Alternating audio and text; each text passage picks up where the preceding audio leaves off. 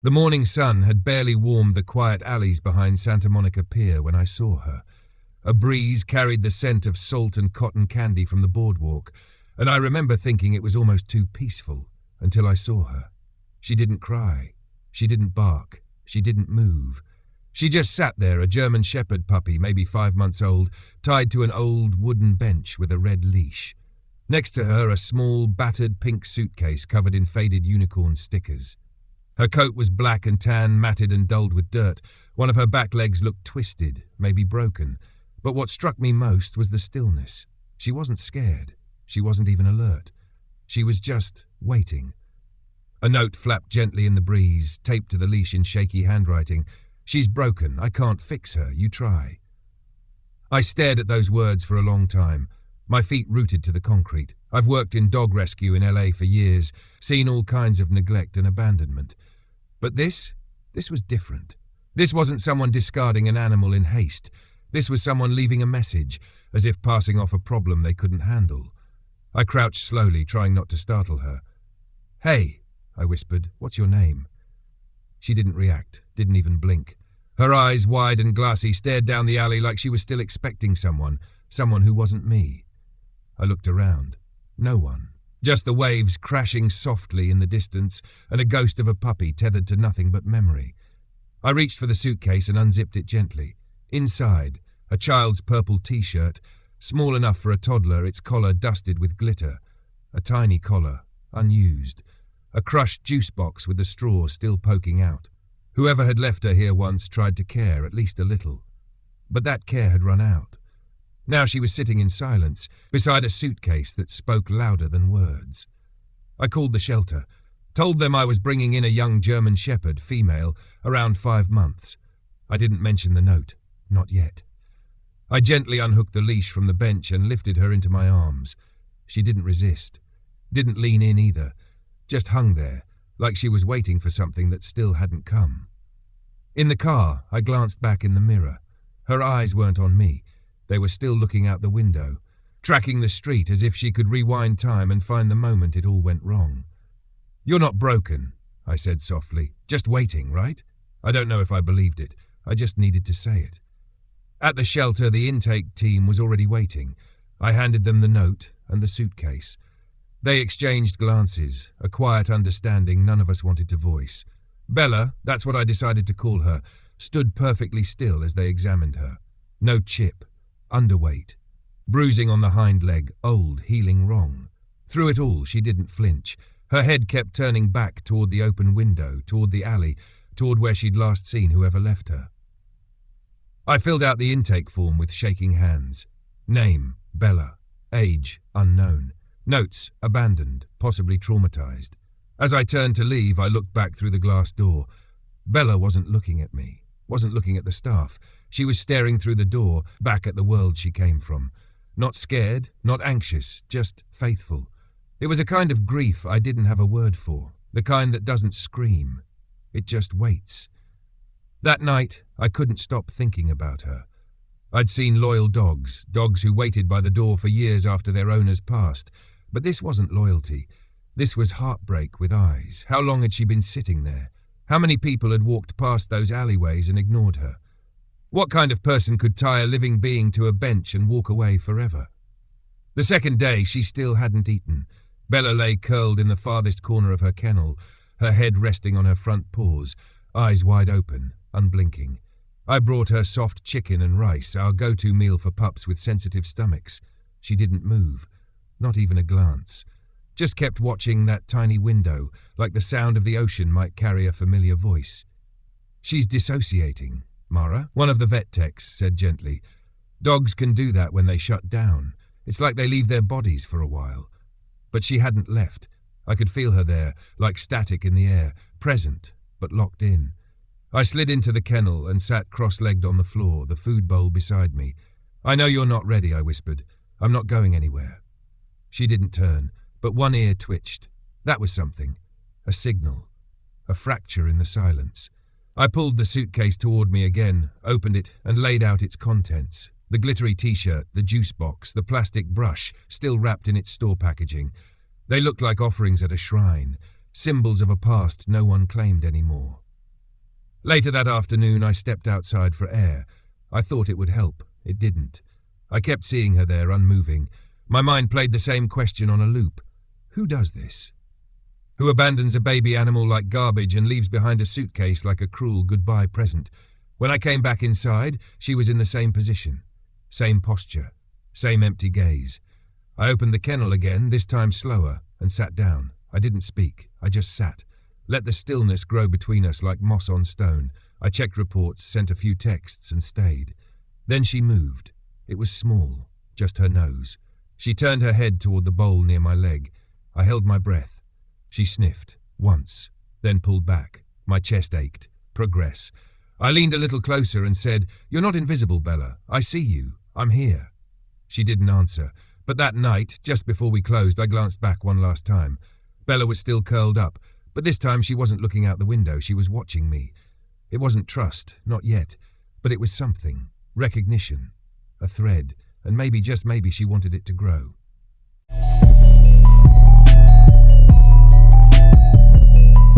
By the second morning, Bella hadn't touched her food.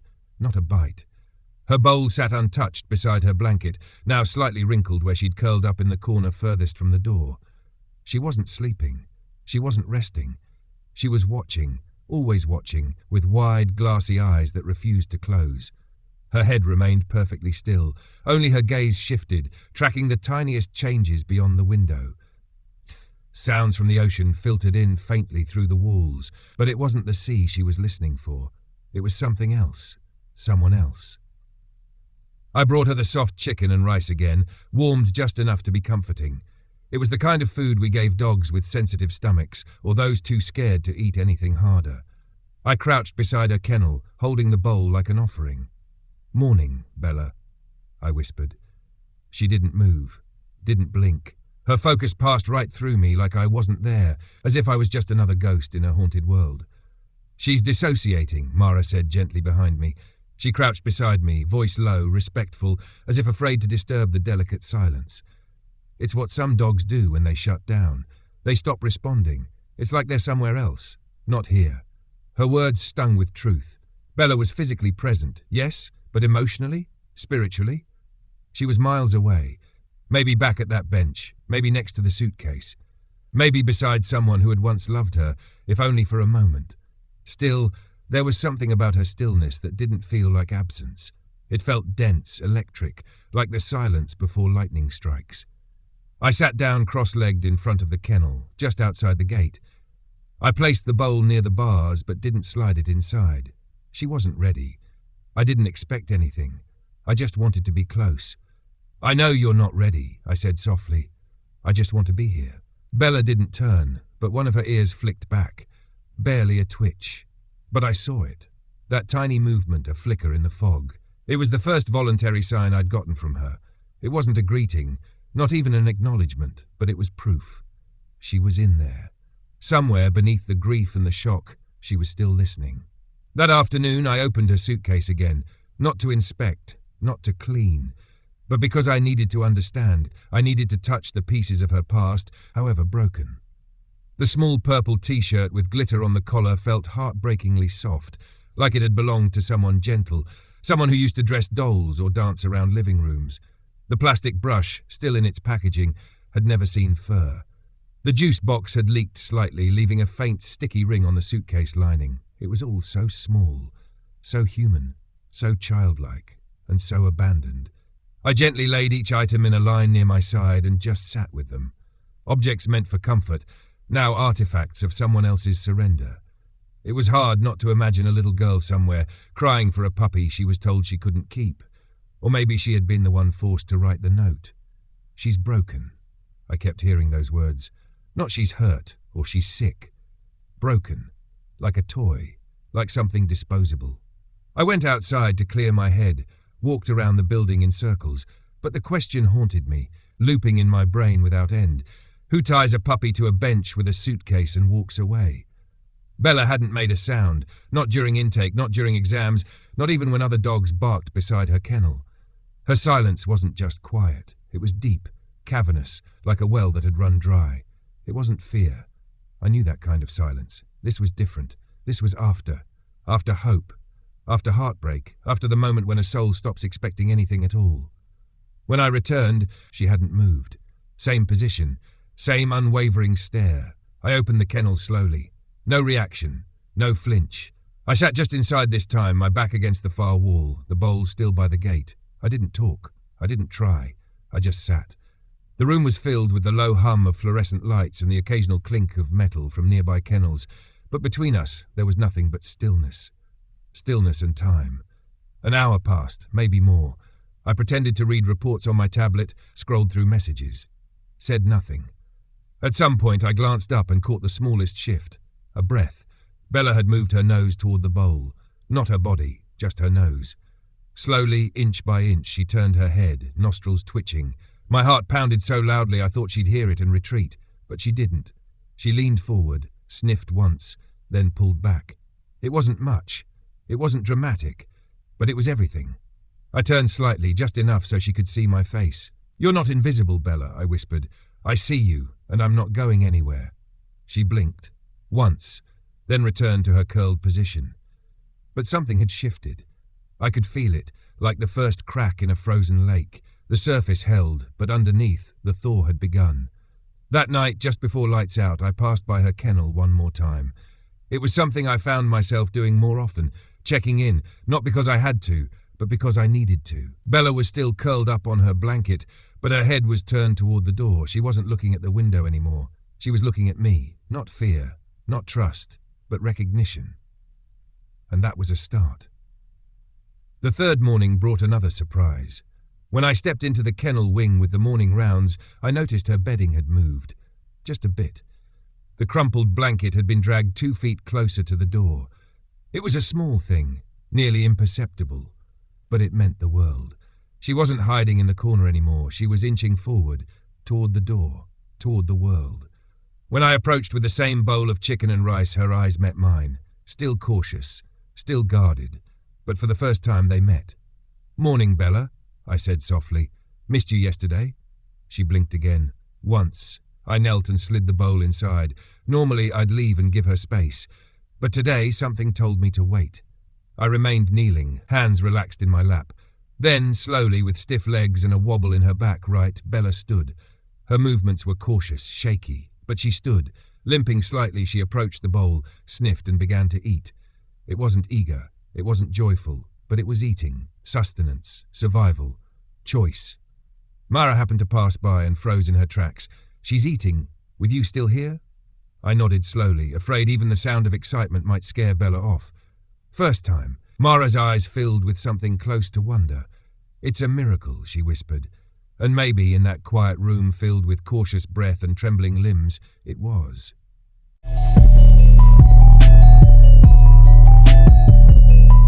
Later that same day, while I was cleaning kennels, I heard a soft rustling behind me. It wasn't loud, barely audible over the sounds of shifting paws and metal bowls, but something about it made me stop. I turned slowly. There she was. Bella wasn't in her usual spot in the corner. She wasn't curled up behind her blanket or hiding behind her bed. She was standing, not confidently, not fully, but standing, right at the front of her kennel, watching me.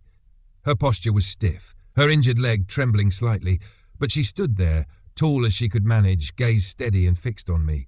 I walked toward her slowly, careful not to break whatever fragile trust had begun forming between us. "What are you doing, huh?" I asked gently. "Keeping tabs on me?" She didn't back away. That alone was enough to make my heart stutter. I reached out, palm up, fingers loose. She stared at my hand for a moment, long and hard, as if weighing some invisible risk. Then, so gently I almost didn't feel it, she leaned forward and let her nose brush against my fingers. It was the first touch, a soft electric flicker across skin and fur. Not fear-driven, not forced, voluntary, real. I didn't speak, I didn't move. I just let that moment stretch and settle between us. During lunch I sat by her kennel again, not to feed, not to coax, just to be there. I brought a book with me, opened it, but didn't really read. I let the quiet fill the space like a slow tide, rising but not overwhelming. No pressure, no expectations. At one point, Bella shifted on her blanket, let out a long, shaky breath. A real breath. Not the silent holding of air she'd been doing for days, but a release.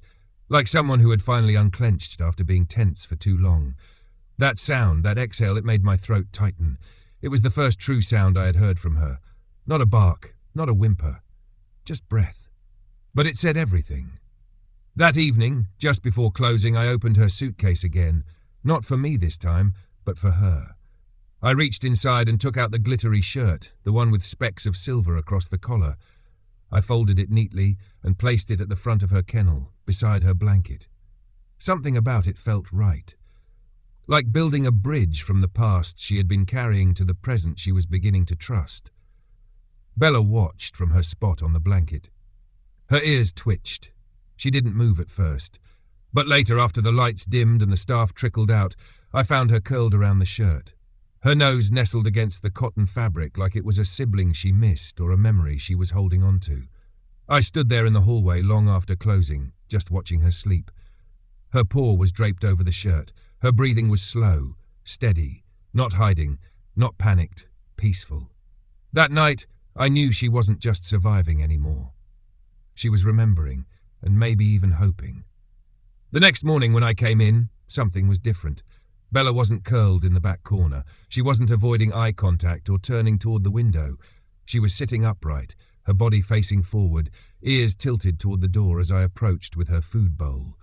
Her eyes followed me all the way to her kennel. There was no fear in them, no hesitation, just calm curiosity. "Good morning, Bella," I said, smiling. "Sleep okay?" She didn't respond, of course, but as I opened the door and set the bowl down inside, she did something that nearly took my breath away. She walked toward me, not rushed, not confident, but deliberate. She moved with intent. Her back legs still trembled, but she didn't let it stop her. When she reached me, she sniffed the bowl, then glanced up, and then she wagged her tail. Just once, a small, slow sway, uncertain but real. To anyone else it might have looked insignificant, but to me, it was thunderous. This puppy, once tied to a bench like forgotten luggage, had just shown the first sign of joy, of connection. German shepherds aren't meant to be invisible. They're born to connect, to protect, to belong. And for the first time, Bella looked like she wanted to be seen again. I took a deep breath and decided to take a small step forward. I entered the kennel slowly, sat cross-legged again, just like I had before. This time I wasn't sure what to expect. Would she back away? Retreat? She didn't. She approached, cautious but steady, her front paw dragging slightly. She sniffed my shoe. I didn't move. "Do you want to go outside?" I asked quietly, reaching for her leash that hung near the door. No flinch, no fear, just stillness. I clipped the leash to her collar, then opened the gate. She followed me. It was our first walk together. We didn't go far, just to the side yard behind the shelter. A small patch of grass caught the morning light. It was quiet, bordered by a wooden fence and a bench that had long ago lost its shine. I led her gently to the grass and sat on the bench. Bella moved slowly, nose low to the ground, her steps uneven but purposeful. She sniffed a leaf, paused by the fence, then turned to look at me. Her ears perked, her head tilted. I patted the spot beside me. "You can come up if you want." She didn't, not yet, but she sat down in front of me, close. Her eyes searched mine, deep and steady. And for the first time I saw her as she truly was, not broken, not invisible, just a puppy, a small, fragile soul trying to understand if she was safe again. When we returned inside, she walked into her kennel on her own. No coaxing, no hesitation, just a quiet acceptance. That afternoon, I opened her file and updated her notes. Behavioral note, 4th day. Eye contact, tail wag, responded to voice, walked on leash, accepted proximity. Name recognition, Bella confirmed. Then, though it wasn't protocol, I added one more line. She is choosing to come back to us. That night, after lights out, I walked down the kennel row one last time, as I always did. When I reached Bella's door, she was awake, watching. I whispered, "Good night, Bella." She rested her head on her paws, and her tail tapped twice against the blanket, a rhythm, a reply. And in that moment, I knew. We weren't just rescuing her. She was coming back. By choice, by trust, by the slow, deliberate beat of healing. One quiet step at a time.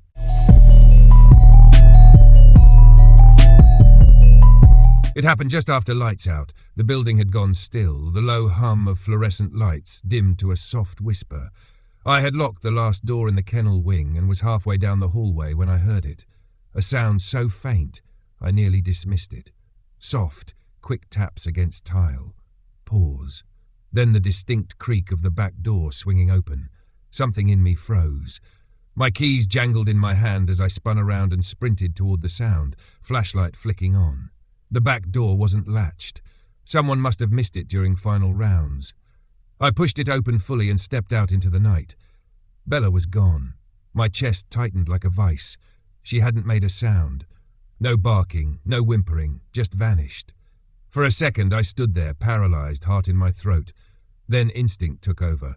I bolted through the alley behind the shelter, calling her name softly, praying her leg hadn't given out, praying she hadn't wandered too far. She couldn't run. Not really. Not with that injury. But Bella wasn't running to escape us. I already knew where she was going.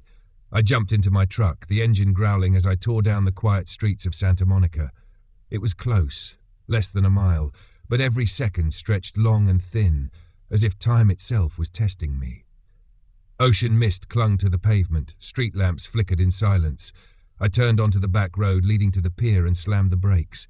There she was, sitting perfectly still. Same bench, same spot. The leash I'd once unclipped now dragged loosely from her collar, trailing along the pavement like a tether to some unseen memory. The pink suitcase, no longer physically there, might as well have been. I saw it in my mind as clearly as if it sat beside her once more. Bella didn't look at me as I approached. She didn't turn or shift. She just stared down the alley, her back straight, her ears alert, like a soldier on post. Like nothing had changed. I sat down beside her. For a long moment, neither of us said anything. The wind carried salt and sorrow between us. I didn't reach for her. I didn't break the silence. She had made a choice to come here, to return, and that choice spoke louder than any bark ever could. Finally, I whispered, "You really thought they'd come back, didn't you?" She blinked, slowly. Her chest rose and fell. "You ran," I continued, voice barely audible. "Not to escape us, but to return to them, to this." She didn't flinch, didn't look at me, but I could feel her listening. The alley around us was empty, the kind of empty that holds echoes. The pier lights in the distance glowed faintly. The sounds of traffic were muffled by the weight of what hung between us. "They don't deserve you, Bella," I said, emotion catching on the edge of my throat. "But I do." That's when it happened. She leaned in. No hesitation, no fear. She pressed her shoulder against my leg, firm and sure. Not like before, not the trembling contact of a pup testing safety. This was different. This was a decision. I closed my eyes for a second, let the moment wash over me like warm rain after a drought. Then I reached down, looped the leash around my wrist and stood. "Let's go home, girl." She followed, limping, slow but steady. When we got back to the shelter, I didn't put her in her kennel. Not right away. I spread a blanket on the floor beside it, lay down and placed one hand near her paw. She didn't retreat to the back corner. She didn't curl away from me. Instead, she curled up against my side. Her body soft and warm, her breath brushing the fabric of my shirt. Somewhere between midnight and morning, she let out a sound. Not a whine, not a whimper. A soft sigh, low, content, peaceful. It wasn't sadness, it wasn't fear. It was release. The kind of sound a soul makes when it finally feels safe. She'd gone back to the place where she had been left, and then she had chosen to come back to me. That morning, when I entered the kennel wing with a fresh food bowl in hand, Bella wasn't curled in the back like before. She was standing near the door, wobbly but proud. Her head lifted as I approached. Her eyes met mine with something new behind them. Not just recognition, assurance. When I stepped inside, she wagged her tail. Slow, steady, not out of routine, out of choice. "You're something else," I whispered, clipping on her leash. We walked outside like we did every morning now, but this time she led the way. Nose to the ground, ears alert, eyes scanning, not for ghosts but for the world. She sniffed every blade of grass, every bench, every inch of the yard with purpose. The wind rustled her ears and she didn't flinch. She looked alive. At the far corner of the yard, she turned and stared at me. Her tail gave one measured sway. Then, clear and bright, she barked, just once. The sound split the air like a bell in a chapel, confident, sharp, alive. The entire yard froze. Mara came running from the back entrance, eyes wide. "Was that Bella?" I nodded, smiling. "She just barked." It was like hearing your child speak for the first time, unexpected and unforgettable. From that moment on, things shifted fast. Bella started reclaiming things. She picked a favourite toy, a frayed rope with a green knot, carried it everywhere like treasure. She napped near the fence in the sunlight, her belly exposed, her body relaxed. She nudged other puppies, not playful exactly, but curious, open. We adjusted her leg brace. The vet examined her again and gave a small, astonished smile. "The injury's healing better than expected," he said. "No signs of permanent damage." She had fight in her, and it was returning. At night, she slept near the front of the kennel, facing the hallway. Not for fear, for me. When I stayed late, she didn't settle until I passed by. One evening I tested it, stood just out of view. I watched as she sat, ears twitching, eyes fixed on the hallway until I stepped forward. Only then did she lie down. "She's imprinted on you," Marlowe said one night as we locked up. "You're her safe place." I didn't reply. I couldn't, because the truth in that sentence clutched something deep inside me. I wanted to say it. I want to keep her. But I couldn't. Not yet. Shelter policy didn't allow staff to adopt until the 30-day holding period had passed. And even if it did, I knew Bella needed more than just me. She needed a home with space, with sunlight, with people who could give her their entire world. Still, when she pressed her head into my chest during our evening walks, I wondered how I would ever let her go. Because now it wasn't just about rescuing a dog. It was about something bigger, learning to believe again, that broken things can become whole, that what's quiet isn't empty, that sometimes healing doesn't just save the rescued, it saves the rescuer too.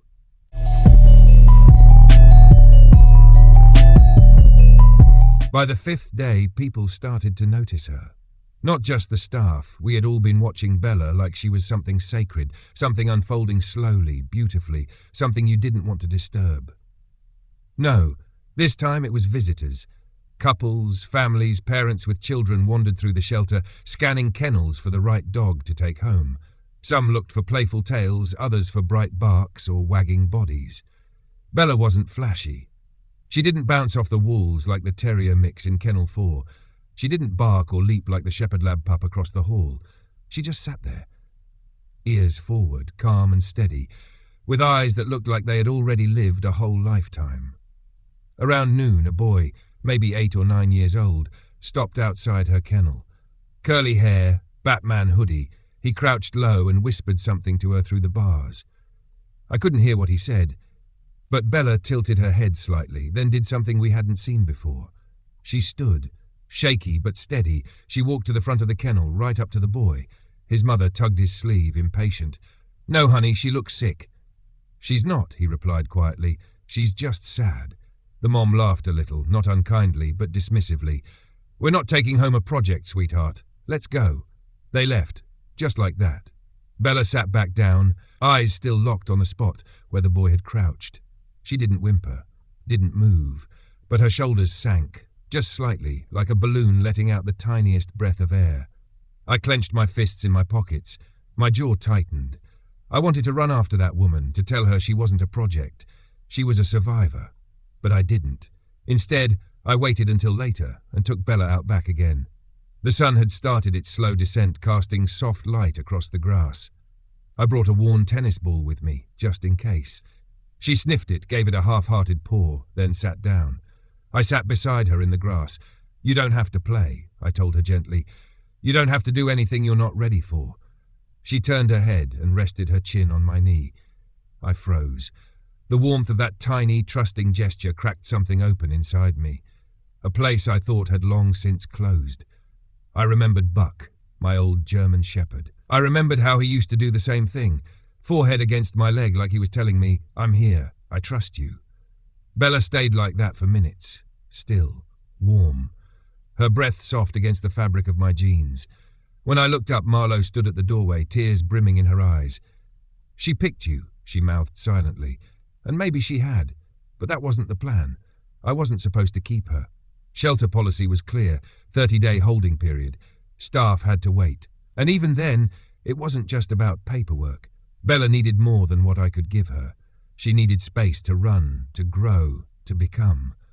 Still, in that moment, she wasn't just a dog we'd rescued. She was a heart learning how to beat again. And I wasn't sure mine could let her go. That night, as the shelter quieted and the last light dimmed, I walked the halls as usual, checked the locks, made sure all the dogs were settled. But just as I reached the end of the corridor, a sound caught my ear. Soft, quick footsteps against tile. I turned. The back door. It creaked. Bella was gone. Again. My chest locked up, heart racing as I sprinted to the door. It hadn't latched fully. Someone had missed it.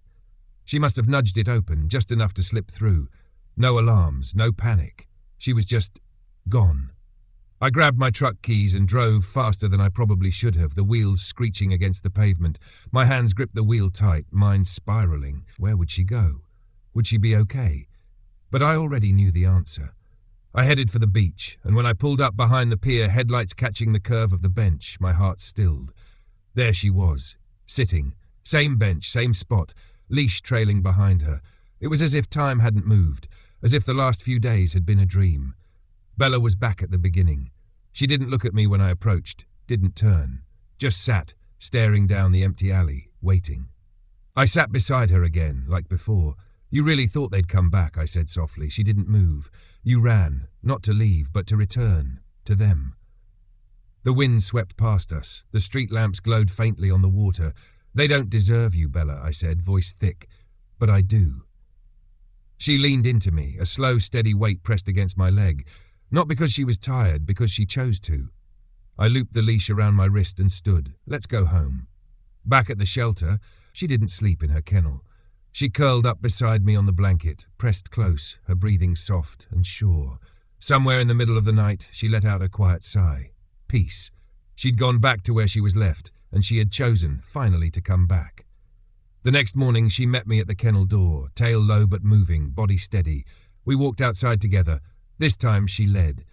At the edge of the yard, she turned, looked at me and barked. Just once. Clear. Confident. It echoed through the yard like a declaration. Mara came running. Was that Bella? I nodded. It was. From that day on, she reclaimed herself piece by piece. She picked a toy, a frayed rope with a green knot, guarded it like treasure, napped by the fence, belly exposed, nudged other puppies in passing. The vet adjusted her brace. She's healing, he said, surprised. No permanent damage. This girl's got fight. Every night she waited for me to pass her kennel. Wouldn't rest until she saw me. One night I stood just out of view, silent, watched her wait. When I stepped forward, she relaxed. She's imprinted on you, Marlowe whispered. You're her person. I wanted to say it then. I want to keep her. But I stayed silent. Because love isn't always about possession. Sometimes it's about presence and the courage to let go.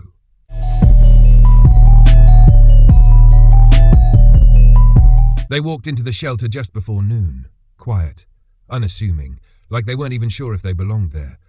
He was tall, probably mid-30s, grey sweatshirt, running shoes. She wore a floral dress under a denim jacket, her eyes soft, her smile flickering on and off like a porch light trying to stay lit. We're not here for a specific dog, she told Mara at the front desk. We just want to see who's here, who might need us. Mara nodded, then looked toward me. Marcus, she called. Bella? My heart skipped. I clipped Bella's leash and crouched in front of her. Let's go meet someone, okay? She stood willingly, limp still there, but her body moved with purpose now, with trust. We walked into the visitation room together. As soon as the couple entered, the woman gasped, softly, but enough that I noticed. Bella didn't freeze, didn't back away. She stood still, ears forward, eyes steady, taking them in with the quiet awareness she always carried. I stepped back, gave them space, sat in the corner and said nothing. The woman lowered to her knees. Hi there, she whispered. Bella didn't rush forward. She didn't retreat either. She walked slowly, deliberately, and sat in front of her. Then she leaned forward just enough to let her nose rest on the woman's open hand. Tears filled the woman's eyes instantly. She didn't wipe them away. The man crouched beside her, voice quiet. She reminds me of us, he said. Quiet. Guarded. Still trying. He reached out, not to pet her, but to offer his presence. Bella looked at him for a long moment, then stepped forward and placed her chin on his leg. They stayed like that for a long time. Later, in the staff office, they told me their story. They had been trying for children for almost 7 years. Endless treatments, countless heartbreaks, and then, just a month ago, their doctor told them gently, you need to let go, make space for something else. "So we came here," the woman said, her voice trembling. "We didn't know what we were looking for. But then we saw her photo on the website last night," the man added, "and we just stopped. She looked like she was waiting." "She was," I said, trying to keep my voice steady. "But not for them, for you." I told them about her first days. The bench, the suitcase, the silence, the escape, the bark, the change. They cried, they asked about her needs, her care, her leg. They didn't ask about commands or tricks. They asked what made her calm, what made her smile. Before they left, the woman knelt beside Bella again. "If you come with us," she whispered, "we won't try to fix you. We'll just love you. That's all." Bella looked at me, and then, without cue, she wagged her tail twice. She had chosen them. Now I had to learn how to let go. The first night without her was harder than I expected. I told myself all the right things. This is what we do. Rescue, heal, rehome. That's the mission. That's the goal. But as I stood in the hallway looking at her now empty kennel, something inside me felt hollow. I'd already taken down her nameplate, folded her blanket, placed her rope toy in a box labelled Bella, adopted. Still, I kept glancing toward her kennel like she might just appear again. Eyes watching me the way they used to. Sarah and Jonah, her new family, had picked her up that morning. They brought a soft harness, a new pink leash, and a blanket that smelled like home. Bella let them buckle her in without hesitation. She even wagged when they opened the car door. She looked back once, not afraid, just acknowledging, as if to say, "Thank you, I'll take it from here." I nodded, forcing my jaw to stay tight. "She'll be okay," Sarah whispered, sensing my pause. "I know," I said, and I did. But knowing didn't make it easier. That night I tried not to think too much. Cooked dinner, watched something on TV I didn't really follow, pretended the couch didn't feel colder than usual. Around 10 p.m. I found myself in the hallway again, standing by the cabinet where we kept her things. I pulled out the suitcase, the same one I'd found beside her that first day. Sun faded, glitter stickers worn, still dented in the corner. I unzipped it. Inside, the tiny t-shirt was still folded. The juice box was gone, but the brush remained. I held it in my hands and sat on the floor. She wasn't just a dog. She was a story, a scar, a reminder of what happens when someone is left behind and what can happen when someone else chooses to stay. The next morning, Mara met me at the door with a smile. "Check your phone," she said. It was a video. Bella lying between Sarah and Jonah on the couch, her head in Sarah's lap, her back legs twitching softly in sleep, a warm blanket tucked around her, a fireplace glowing in the corner. The caption read, "She hasn't moved from our side all night. She's home, thank you." I watched it twice, then tucked my phone away and went back to work. As I passed Kennel 12, her old spot, I stopped. Then I stepped inside. The new arrival was a 6-week-old mix, skinny, scared, eyes darting everywhere. I didn't say anything, just sat down slowly, waited. Because now I knew what Bella had taught me. Sometimes the first thing a dog needs isn't a command.